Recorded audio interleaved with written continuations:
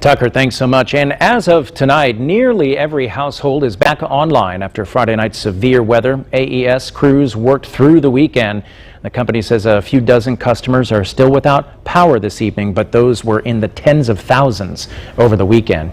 The worst damage from that storm system is in western Kentucky. Places like Bowling Green, Bremen, and Mayfield saw trees, buildings torn apart by those winds. Yeah, so many of these images are really overwhelming to think about what people are dealing with. Tornadoes have killed at least 74 people here in Kentucky.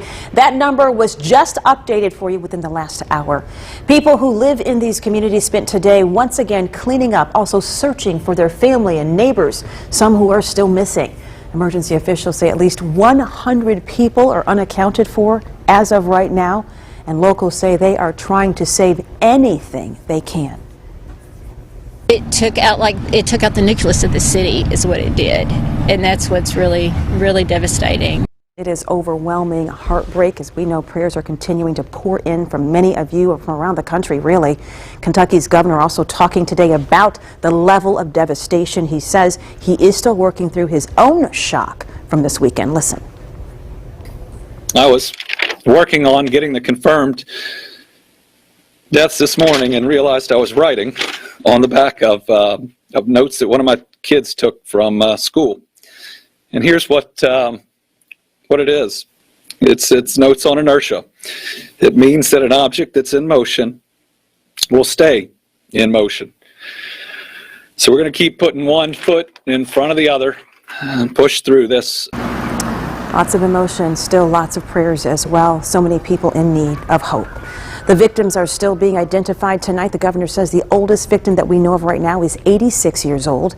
The youngest, listen to this, just 5 months.